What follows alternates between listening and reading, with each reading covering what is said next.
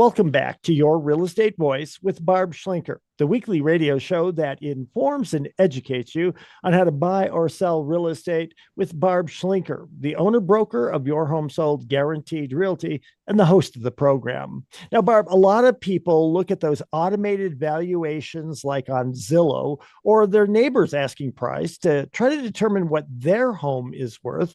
So, how does a home seller decide what price to set when they're selling their home? And how do they know how much they'll put into their pockets when they do sell? Well, Richard, selling a home is not quite as easy as taking a car to CarMax. You absolutely have to spend some time, plan out your selling strategy, and everybody kind of has a target in mind. A lot of people look at Zillow and go, "Oh, my house is worth this much, or this home sold for that much, so mine should." And it's a bigger picture than that. It's really, really important when you prepare your home for sale that you first figure out what your selling strategy is going to be. I've had several people, in particular this year, that did nothing. They went as is and they still got their full asking price. And that's all about pricing it correctly. But it's really the number one question that we get from home sellers, besides what their home is worth, is how do you prepare the home for sale? What do you need to do? What do you not need to do to get it ready? And we know that buyers eliminate homes online, right? Most home sellers want the most money. But at the end of the day, it's the market that decides what a home will sell for. So that's why preparation is really, really critical. And you have to hire somebody that understands the market that can help you through the process. A lot of agents will tell their sellers, oh, look, that home is just like yours, sold for this much. Therefore, yours should do that. And unfortunately, it's just not working right now. You have to take a look at, excuse me, you have to take a look at the big picture, the trends, what's your current competition, and what homes are going under contract and which ones are not.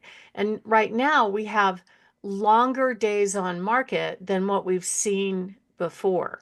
So, because there's so many buyers sitting on the sidelines, not ready to make a move, and unless it's just an absolute screaming deal, they are waiting for the perfect house, essentially. So you could make it the perfect house. Now, I'm not saying when you get a house ready for sale, you have to do a full-on remodel. It really depends on the price range.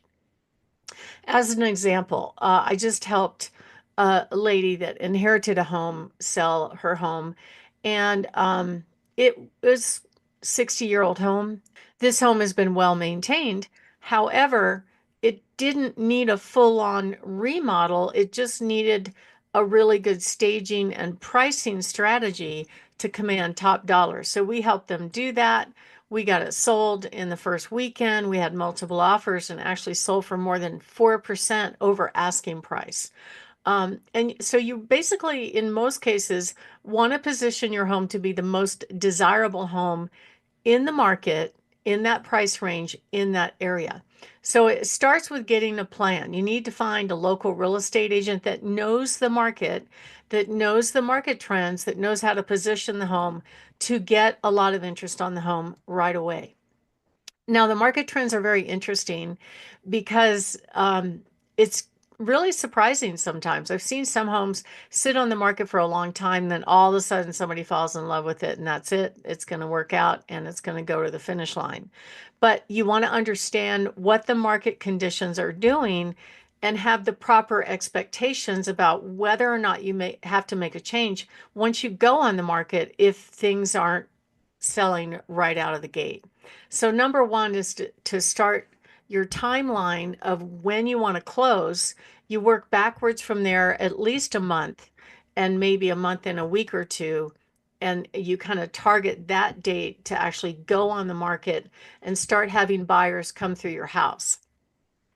The buyer activity actually typically peaks in the summertime, but we also often see it happening in the springtime as well because there's fewer homes to compete with and there's more buyer activity, especially in the Colorado Springs area. A lot of people in the springtime are looking for military moves, that kind of thing. So they're getting orders and they're looking in advance. It really depends on where you are. Places like Teller County is prime time in the summer because it's just so beautiful up there in the summertime. So you get more buyer activity at that time. So, what are some things of what a home seller should be looking pretty hard at? One of them is flooring. So for me, usually the seller gets a really good return on their investment if they do some kind of improvement to flooring. That doesn't necessarily mean that you have to pull out what you have and start over. It could just be if you have old tired carpet, maybe refresh that. That would be relatively inexpensive as compared to doing a full-on kitchen or bath remodel. As long as those spaces are in good shape, typically the buyer won't demand updating as long as the price is right. But you really need a professional to help you make those decisions. And what are the rooms you really care about? Number one is curb appeal. So buyers eliminate homes in less than 1 minute by looking at 5 or 6 pictures at the most of each house. And the first one is curb appeal. If they don't like the outside, they're moving on in just a second or two. So you really want to focus on curb appeal, then the backyard, the view, then the living room, then the kitchen, then the master bathroom, and then the master bedroom in that order. And make sure you stack the photos in that order as well. Because if you bore a buyer with 15 outside pictures and they really care about the kitchen, your minute is already up by the time they get to the kitchen picture, and they're assuming that there is no kitchen picture, so they just move on. So buyers these days are very, very impatient.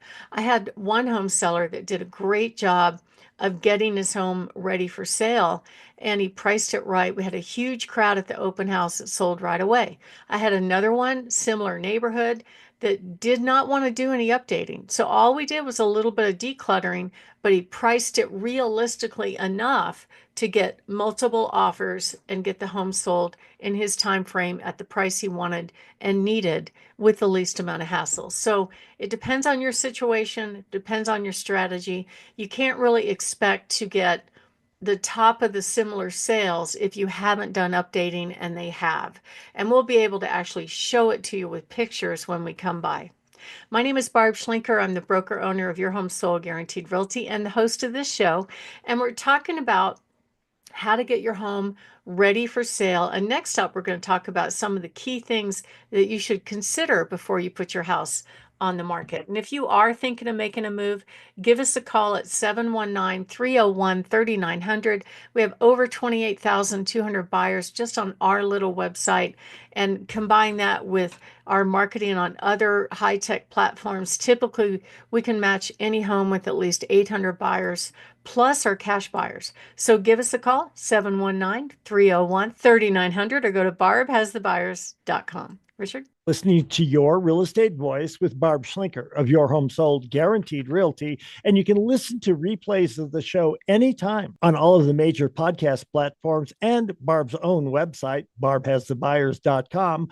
Barb Schlinker, if you're thinking of making a move, call Barb at 719-301-3900. So, Barb, what are some other expenses that sellers ought to think about before putting their house on the market? Well, number one, you want to pick the right agent that helps you. Selling a home is not the same as going shopping to buy a home, but you really want somebody to help you make good decisions about pricing the home realistically versus optimistically. My experience is most home sellers want the most money, and if they want to try that first, that's fine.